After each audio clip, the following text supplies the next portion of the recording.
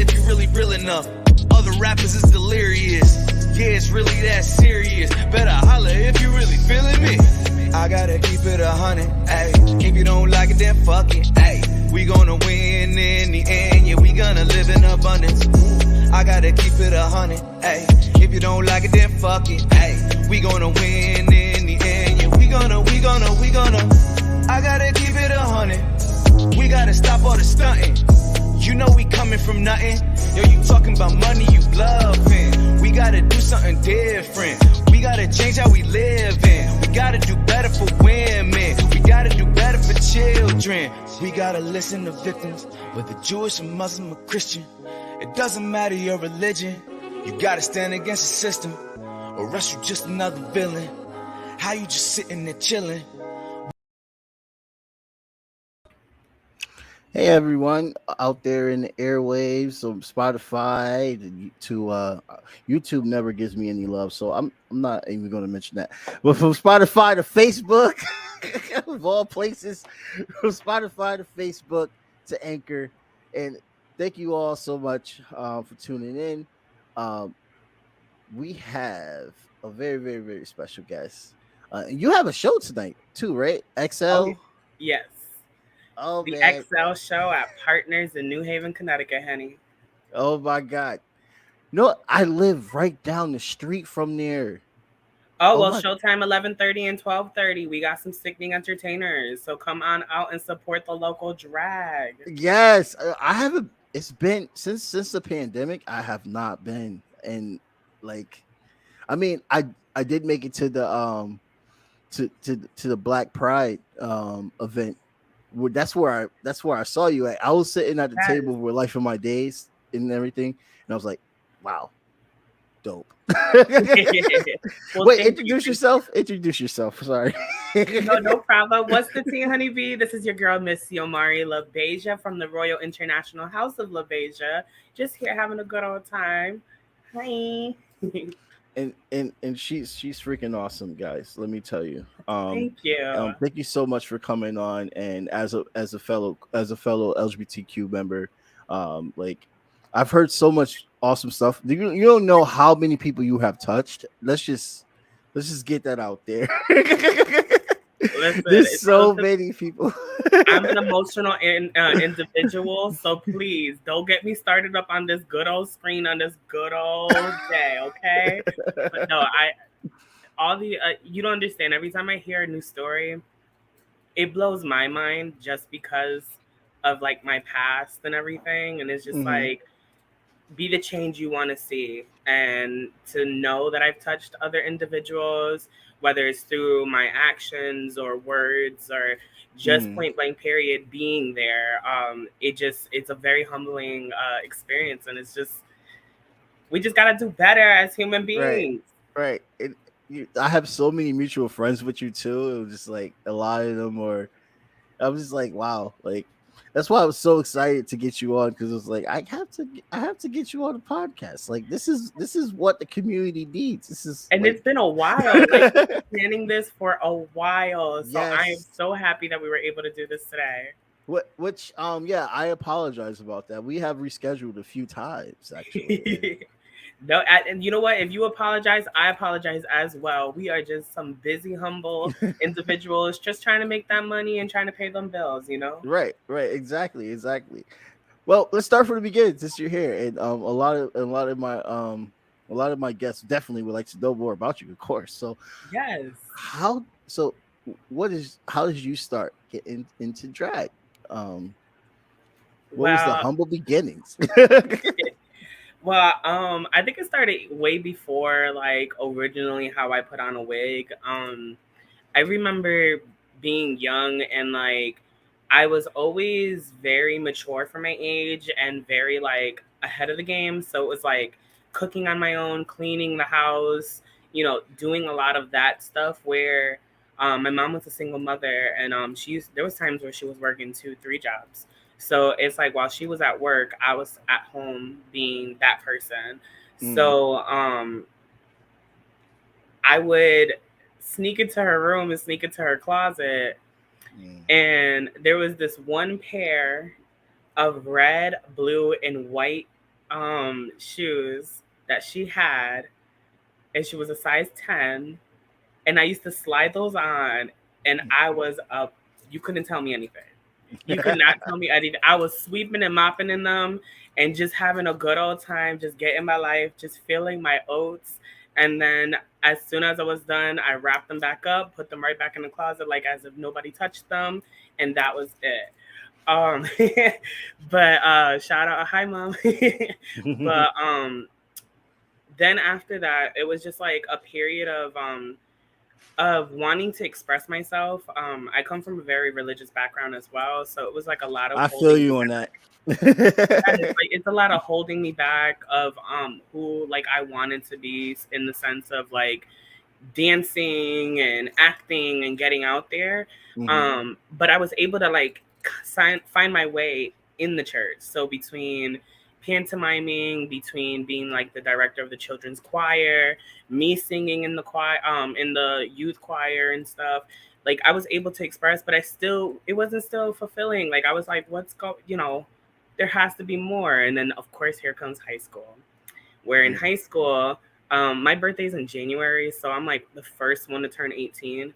So it's like as soon as I turn 18, it was immediately follow us this way, and we're gonna show you some good things. And as soon as I followed, it was like that was my first experience seeing a drag artist, seeing a trans woman, seeing That's male awesome. entertainers, and seeing them on stage making money, being professionals, doing something that they love so much. So my best friend, shout out to Crystal, who I always call my twin. She was like she's younger than me, but yet she's phenomenal. And she was like, we're gonna put you in drag. And one Halloween, we hit, she gave me her jeans, her shirt. We took my mom's heels. We went to the mall, got a little $20, what is it? The scarlet wig that has the widow's peak here thingy. And Yeah. we chopped it to make it a little bang, and I just like fluffed it up front, and I Oh got my dress wow. that night. They were coming up to me, was like, ma'am, and I was just like, yo, what up, what up?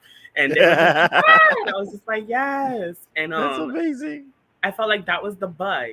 That was definitely the bug. But seeing these entertainers on stage, I was like, I need to do that. And like I said, I put my mind to it, and one thing led to another. I had a trans mother, and I had a drag mother, and I had aunties, and they jumped on in and molded the individual that you see today. My shout out to my gay father, William LaBeija. Shout out to my gay father, Derek, who passed away. Those were huge individuals in my life that made sure I had a level of professionalism, a level of maturity and strength to get through what I had already gone through, and to stay focused, because there was a light at the end of the road. So it was like, stay focused. And yeah, I they said, oh yeah, you're plus size, you can't do this. Nope, that didn't hold me back. That's the thing within listen, drag. within this LGBTQ community. I love them. I love them dearly. And still, to my haters, I still love you. But we can be some judgmental individuals and be very separate. And like, when I announce like I'm a proud Afrolatina plus size individual, a lot of people be like, yes, but you don't understand how deep that can be. And if you want to understand that, then go on your local not local drag, your local dating apps like Grindr, and see what they have to say on there, because they don't have no problem reminding you what their unsolicited opinions are. But oh God, trust me, you're not lying. listen, we above that. I have a lovely bank account. I have a lovely life. I have a lovely cat. I have a lovely car, a lovely family. I'm blessed. I ain't got time for all that. It's so much drama on there. Oh my God. What? Like, I need to do an episode about grinder culture one day, because I got some stories. I mean, I'm in a relationship now for 2 years strong, so clearly I've been on it a while, but I got some stories too. Listen, I can say congratulations, because nowadays you Right? can really find that. Oh my god, you don't know how bad I started having some trigger a little bit thinking about it. But no, that's just so true. And you see that a lot in a lot of different showbiz. Like I come from musician and a musician background, and like the way that you see even just how um women are portrayed in within the industry and everything compared to men and everything. I can only imagine just like how it is as being just like a performer It, within drag. listen, between being a performer, between being a plus size performer, between a Right. plus size performer who's confident and who they are and has no problem being out in public. Oh, the list can go on, but yes. Is there a good is there a story you could tell the audience for them to like get like because stories are always good. What if you could think of any like of a person that was just like this douchebag? You don't have to say her name or anything if you don't want to call him. I was just like give an example of like how that type of culture can become toxic within if you feel comfortable enough. It's not really Okay. Okay. So here we go. So this, I could tell this story because this was maybe about good 10 years ago. right. So, local drag, we support in the local drag. So I was outside of one of my establishments that I work at, and we were there hanging out, and a gentleman decided to pass on by, did not want to keep their business to themselves, and not only utilize, trigger warning, the word faggot, but then also have the audacity to step up towards me and call me a fat faggot, and thought that I wasn't going to do anything, not realizing that I was born and raised in Bridgeport, Connecticut. So we about that Bridgeport. Like, yep, I'm from Bridgeport. Yes.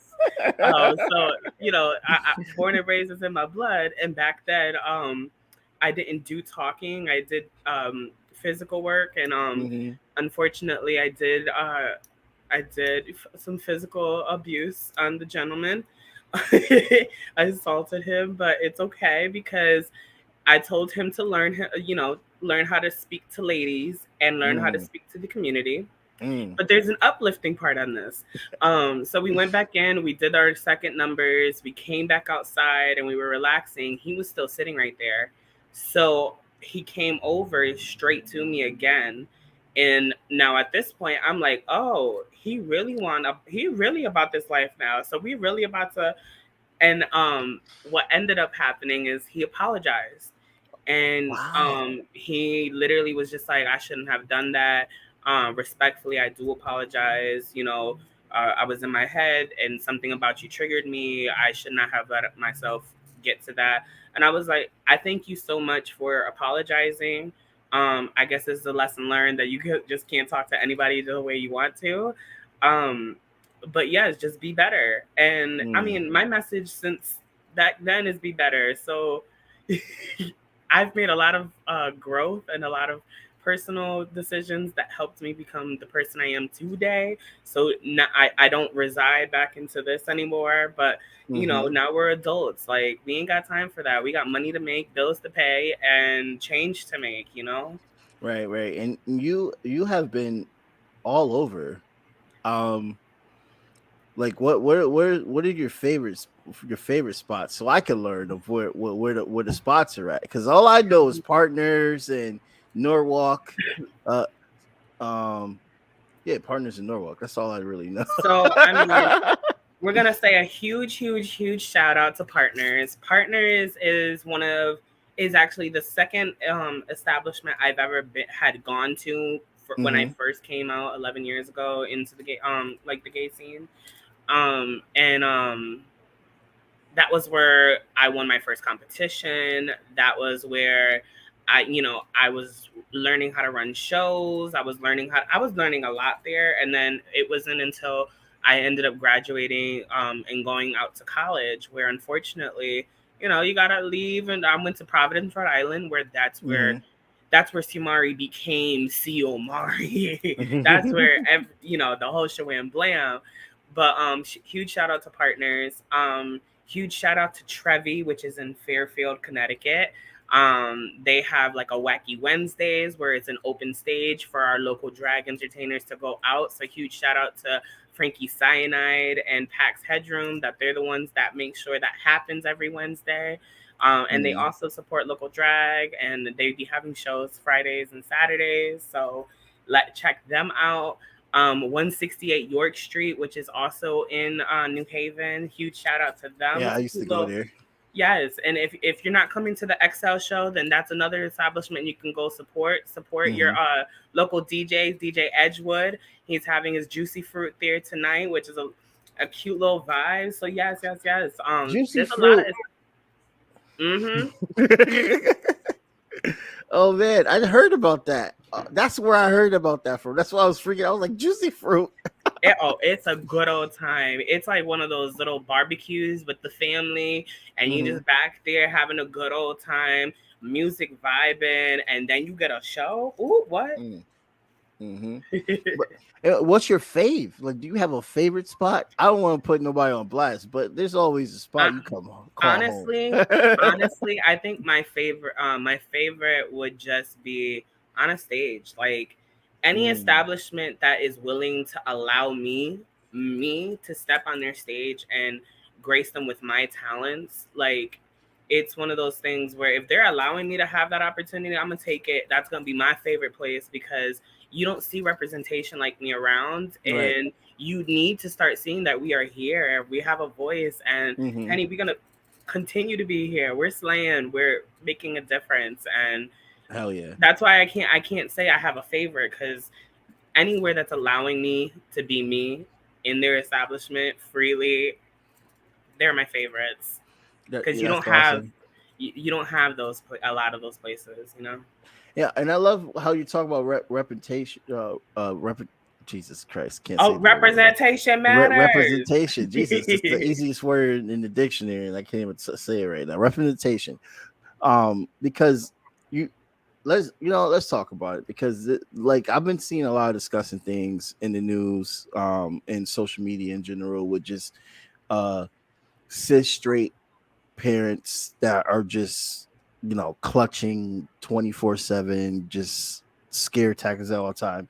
And I'm thinking about myself as being a pansexual, that knew that I was into multiple genders when I was young, like talking about 7 years old. How do you combat like the stigmatism that parents have towards children that with the LGBTQ culture, when we know damn well there are kids that are like us out there, and like how can we deal with that?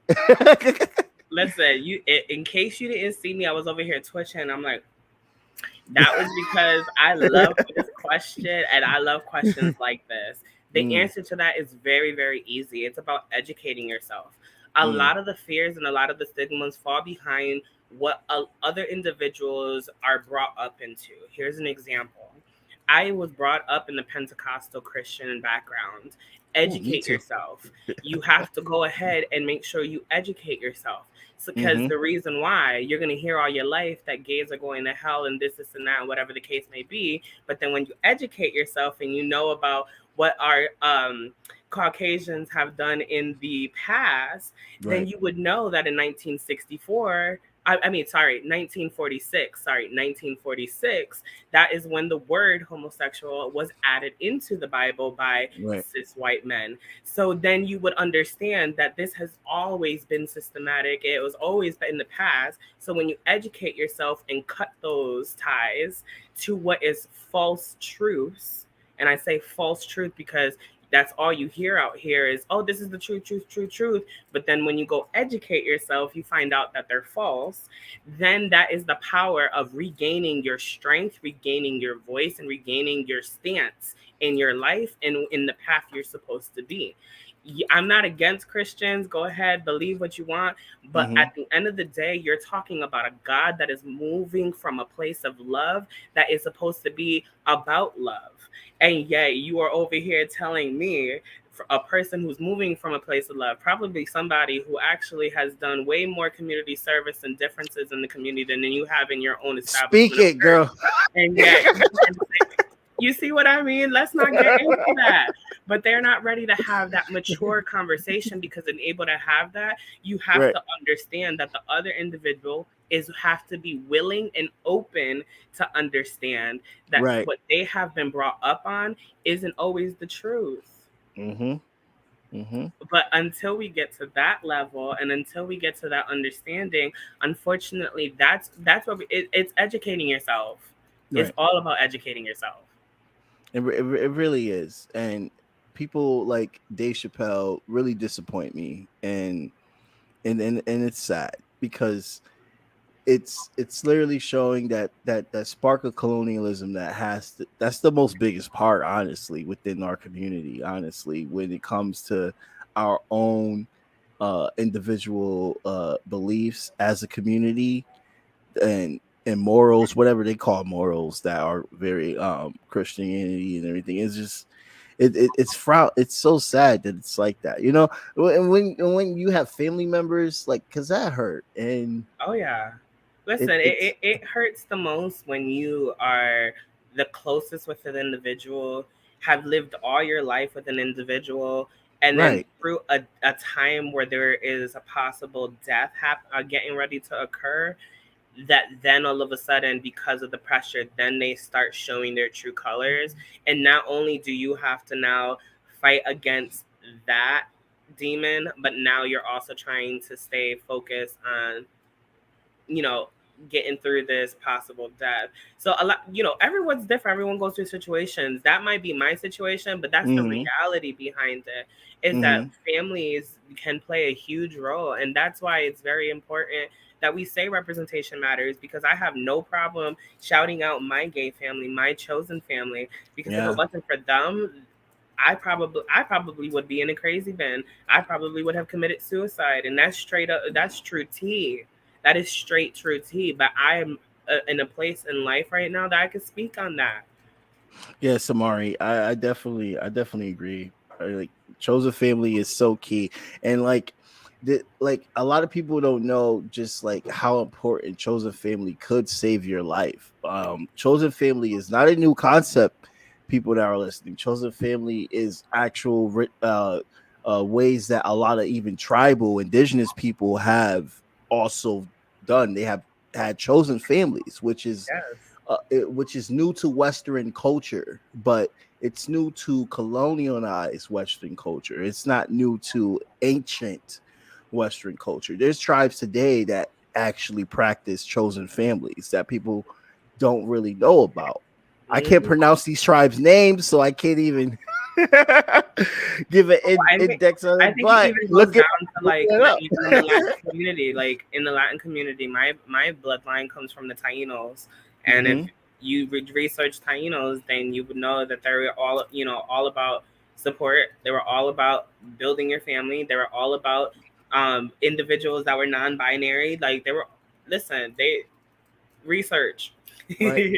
There's about 7 genders that they can translate Yes. so far within the indigenous community. Yeah, but it's just it's hard. It's when you know all this, it's like, how do you, because you literally is like, I want to know how, with knowing all this, you are still like doing everything you can. Can you hear me? Because sometimes when I go Oh like yeah, I can this, hear you. and I'm like being expressive with my arms in the air and shit like that.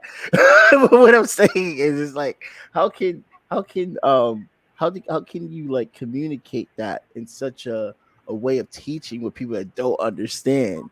Um, um, when I you mean, are you like, all this, like, and it's just like, oh my god, I don't want to freak anyone out, but I gotta let them learn, like.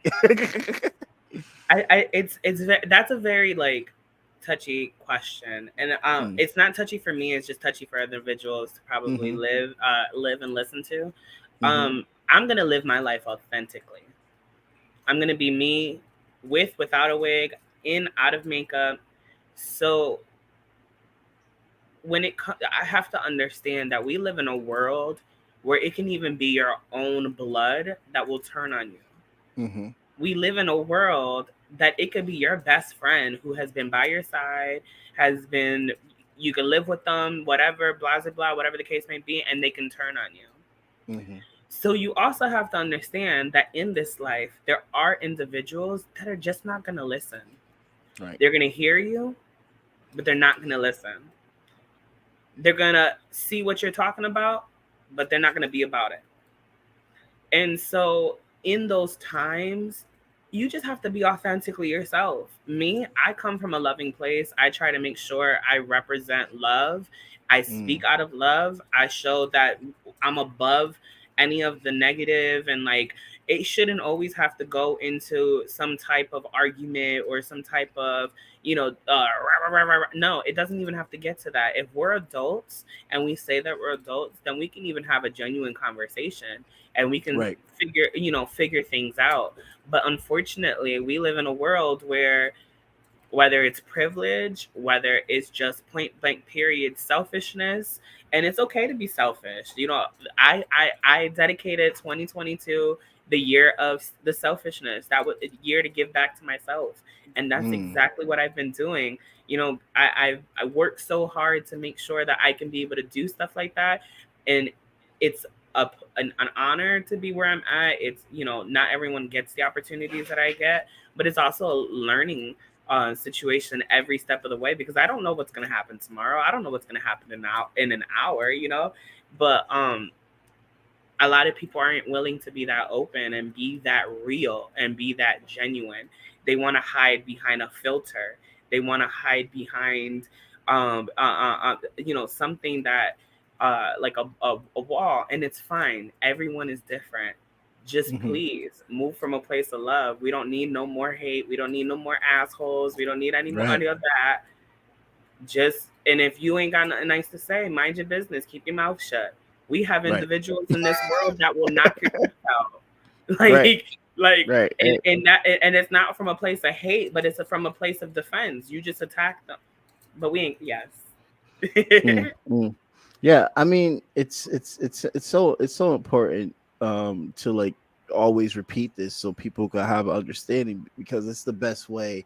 Honestly, when you repeat something like this, like, people keep that in mind. They're like, well, I remember this one circumstance, and it's a lot of like experience. I get that, but like when there's a lot of, I think my issue, what I'm getting into, is just that it's the cancelization, and when you try to like be nicer, and then other people are saying you're not being nice, you shouldn't be nice. And I actually, I'm gonna think about this question, because I have it in the back of my head, but it's not articulating. It's not articulating. I'm gonna get to it. And that was a very good deep thought, and I was just listening and resonating with what you're saying. But a non-heavy segue. Your show XL. Is this a tour, or is this a very annual thing that happens at partners? So when it comes to the XL show, here's a little history.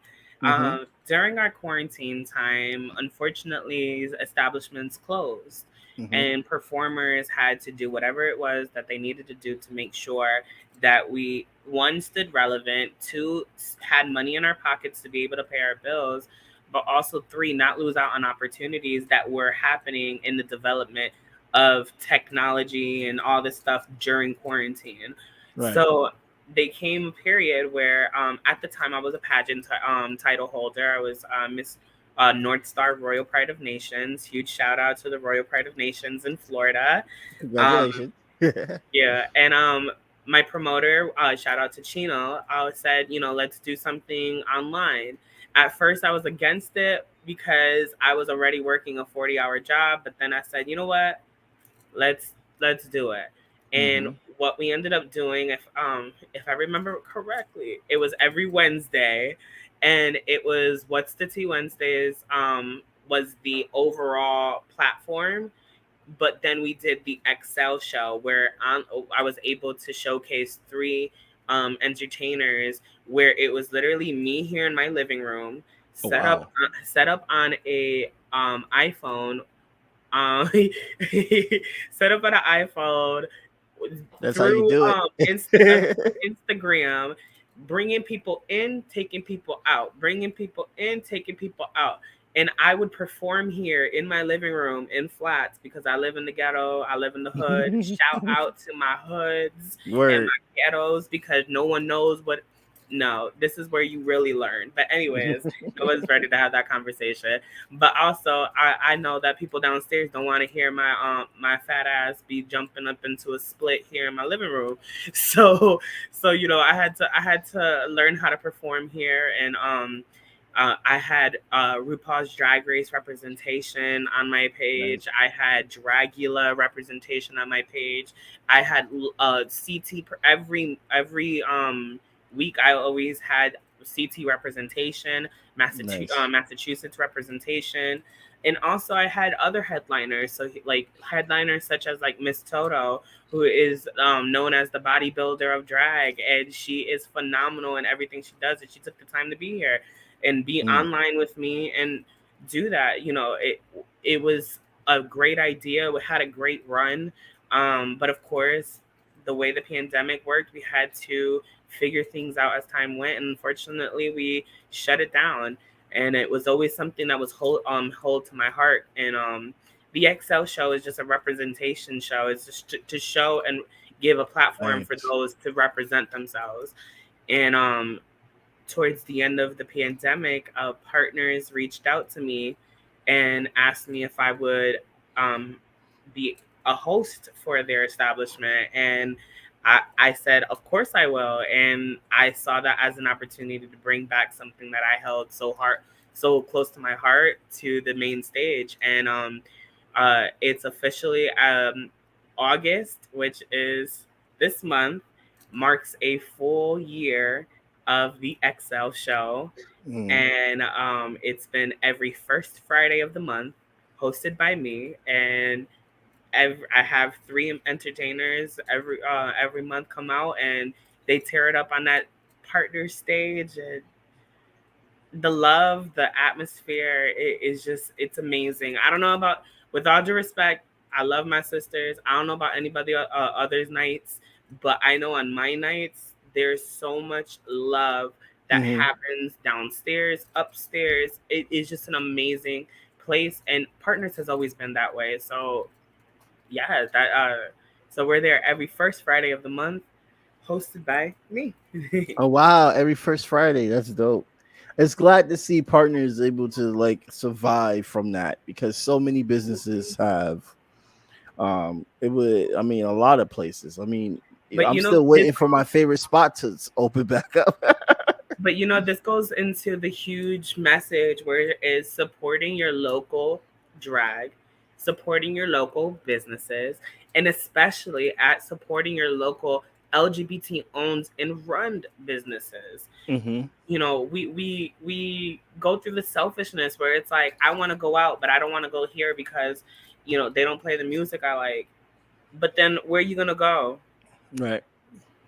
So go support. Maybe for all you know, you show up, there's a whole nother DJ, and you sitting there getting your whole life. So it's one of those things where support and communication is key. Suggestions are lovely. I know establishments love taking suggestions. Yeah. Speak up. They actually do, people. That if you don't know, I have made some suggestions to establishments on the music side, and they were like, actually, like, oh, let's try it out. And I was like, oh wow, they listen to me. What people fail to realize is a lot of the times it's a two-way street. You have to meet them. They're so focused on getting the night going, that you are so focused at making sure you do your part, and yet they don't see what you see. So communication, like, that's sad. Right. So you call yourself the drag mother. That you're a mentor. Yes. What is it like being the drag mother? It honestly, it is a lot of work, but it is work that's worth it. In so many senses. I have a beautiful drag family. It's a huge shout out to. Well, okay, so let's get this together. So I have my house family, which is the royal house of LaBeija, and then I have my drag family, which is the sorry, the House of XL. I could not speak for a moment. But it's just a cute little drag family that I created. It's a huge shout out to my daughters, Avocado, Sapphire Peru, and Sapphire Bills. I love my girls. They out there doing their thing, professionals in their own way, and also professionals in drag. So yes, I am a proud drag mama, but then also a huge mentor to a lot of individuals in the community. I've been doing this for 11 years. I've worked with multiple nonprofit organizations. I've never had a problem getting down nitty gritty. I was that girl that was in a wig with lashes, building homes with Habitat for Humanity. I've always been like that. I've always been looked at as that mother figure, and it just latched on, and I said, okay, well, mama is here. And well, what are one of the not projects, but like the things in grassroots and nonprofit, like one of your favorite that you have did your best to work on? Well, what are a few things? So you could do like one or two, nothing too. Honestly, is being that representation. It's just a lot of people will take that and be like, oh yeah, okay, whatever. And I'm like, no. When have you ever seen someone like me at an establishment like that? When have you ever seen someone as motivated as me in the community? You know, we need more people like myself to speak out and be that representation to uplift the youth. We want the youth. If we want us to get better, we have to start doing it for our youth. We have to start showing our youth the right steps and the right paths. And it's not only just showing, but it's also living it and doing it. So it's just between our nonprofit organizations. You know, I work right now for a nonprofit organization. So huge shout out to APNH, A Place to Nourish Your Health in New Haven, Connecticut. And I understand the struggles behind it. And it is not easy work getting into our community, trying to create that trust, trying to create that, that safe space to be able to give the knowledge that we have and the resources to individuals that possibly don't even know that they're there or even know that it's possible. So it's one of those things where a lot of people should spend time in working with nonprofit organizations or giving back to their community and doing community service and community work. It's easy. You don't always have to do it for a check. You can go out there and do it for the right reasons, which is being the change you want to see. Right. And a lot of people don't know how many like trans and other people in LGBTQ youth that are actually homeless, and it's especially in New Haven.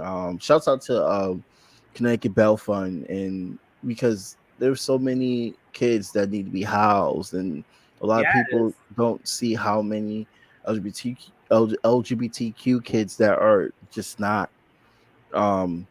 and that's one of the things they don't talk about, especially like in a lot of misconceptions where it's like, oh, it's because they don't want to, they don't want to do. No, right? Can you believe that people actually say that? Like, yes. Do you not understand that being a person of color is one thing, but being a person of color who just by happen to be part of the LGBT community, it puts you in a whole nother thing.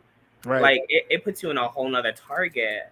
So when you see these LGBT youth out here, doing what they have to do to survive, don't judge. If anything, be more compassionate and have more of a, if you have something to say, then you know what? Maybe you should start working with your nonprofit and your local organizations, because then that's just a sense of humbleness, a slice of humble pie that you might need to take. Because then, for all you know, you're gonna go up into that establishment, you're gonna see that same individual, and that same individual is gonna show you an amount of love and respect that you didn't even know that was possible. Yeah. And that's an explanation point, not period, but exclamation point. Right. Right. Straight up. Because so the reason why I brought that up is because while you was talking about that, I was thinking about how many people out in the past throughout the years from activism, how people use the excuse, I just worry about the youth, because the youth is the future.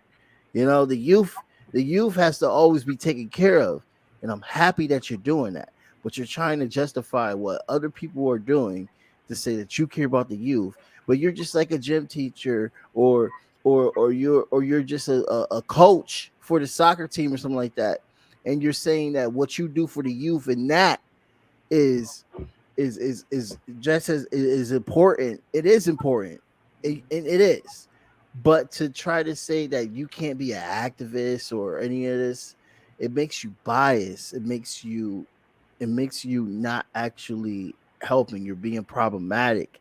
Because I had an argument with someone like that too, and I told him, like, okay, so what have you done for the homeless kids? Let's get into it. Do you realize that even though they talk about the statistics in other country, how many kids you think are homeless here? It's a lot. How many you don't think child marriage going on? Kids being forced to be married? You don't think that'll go on? That happens here too. Like, it's even down to when you even like the homelessness and just like speaking on stuff like that, and then like they don't understand that there are issues. And I'm not saying that issues, someone's issues are less than others, but when you are part of the LGBTQ community, those issues literally go through the roof. Right. Like there is almost a whole nother target, a whole nother. It's one of those things where a lot of people do not understand and are not willing to understand. Right. And it's okay. It's okay if you're not willing to understand. It's perfectly fine. I'm not willing to learn how to sew a full-on gown. It's that's my choice. It's perfectly fine. I'd rather support the local businesses and purchase one and make sure I represent and hopefully get someone else to go ahead and support that local business. But that's my decision. But at least my choices after making that decision were beneficial for myself, but beneficial for someone else. So yeah, definitely agree. Like people that are listening, like this is real right here, because I've been seeing a lot of nonsense going on in this world so far, especially these past few years since the pandemic started. Yeah, especially, and I want to bring up, like, even to the point where there's like these people, like, I mean, he died, Kevin Samuels and stuff. He's trying to put women to be submissive, and you're seeing a misogynistic culture that's like revitalizing itself, and it's kind of hilarious to me. I'm just like, God, y'all are really triggered. It's quite sad. Yeah, I really don't feel like you're being. That's what you're right. It is sad, because I feel like they really don't feel like they're being heard. It's sad because then it's like when you're a person on the outside, right, looking at them, right, it's like, right. Yeah, you're just so. You got your own shit going on, and then in the words of Medea, there's a sign right there that do not feed the monkeys. There's a reason why you don't you don't feel certain things. You know, you just don't do certain things. Right. You know, it sometimes there'll be a sign right there, a whole warning, and Yeah. Yeah, I choices. totally agree. It's just, you know, that's what I've been speechless. And when people ask me, I'm like, don't ask me, because I'm gonna give you an opinion, and it sounds like you don't even want to hear that opinion because you're not ready. And a lot of the times, I give them a verbal consent form. I'm just like, do you really want the truth, or do you just want a fabricated answer?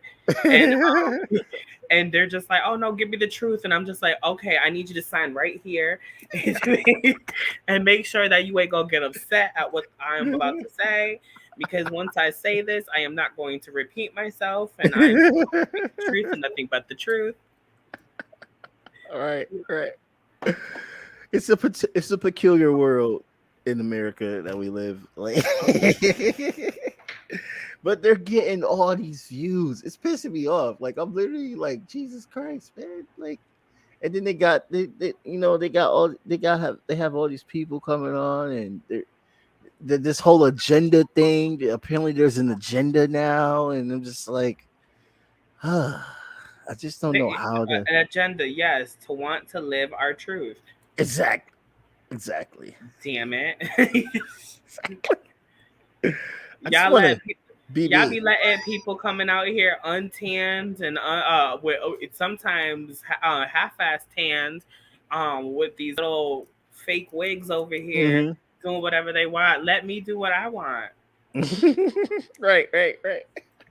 Oh my God. Oh man. So we're coming up to the top of the hour really soon. I don't want to take any more of your time, and I know you have a great show that you're about to do. There's a question that someone sent me that they wanted me to talk about real quick. Okay. Oh wait, I remember. And so Will Smith, I remember now. So okay, somebody asked me when I was like doing my whole thing about Ukraine and all that within my profile. Somebody asked me, and they interrupted me because I'm just like literally talking. I did like a whole question about what will we do if China cut us off when all our shit comes from China. And then like I had 87 comments. I was going through it and I was like talking to people about stuff, doing my little thing. And then somebody hit me. I was like, hey, what is your idea? What is your idea? Not idea. What do you think about the whole Will Smith apology and stuff like that? This is literally like a whole 180 from what we're talking about. But since this being a podcast, I mean, a lot of people I gotta talk about it. So I would ask you first, like, how do you feel about the Will Smith apology? Well, honestly, I've always been a fan of Will Smith. I felt like Will Smith had always stood for something amazing within our community, has always been a voice, and in my opinion, and from what I know, and from what I see, a very supporting father. And it's one of those things where some people tend to forget that a lot of the times there is, especially out in public, when you're a celebrity, there's a lot of you can't even pull out a damn wedgie in peace without someone trying to say that you over here trying to flash them. And it's like, no, I was just trying to get that piece of fabric from the uncomfortable place. Yeah. So it's one of those things where when it comes to him apologizing and him, at least he's willing to speak. At least he's willing to communicate. Right. Some people are trying to look past it and whatever.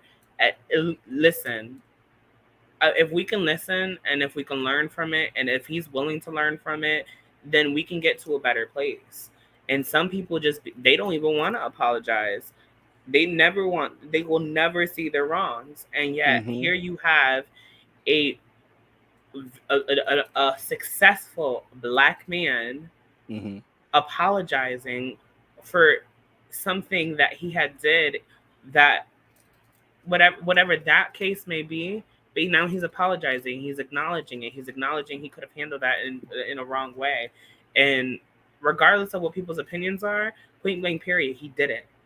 Mm-hmm. And a lot of people aren't at a place in life that they can say that they're that mature to be able to be like, I messed up, I did wrong, I could have done a lot better than what I did. I'm Mm-hmm. willing to learn from it. I'm willing to allow myself to get to a better place.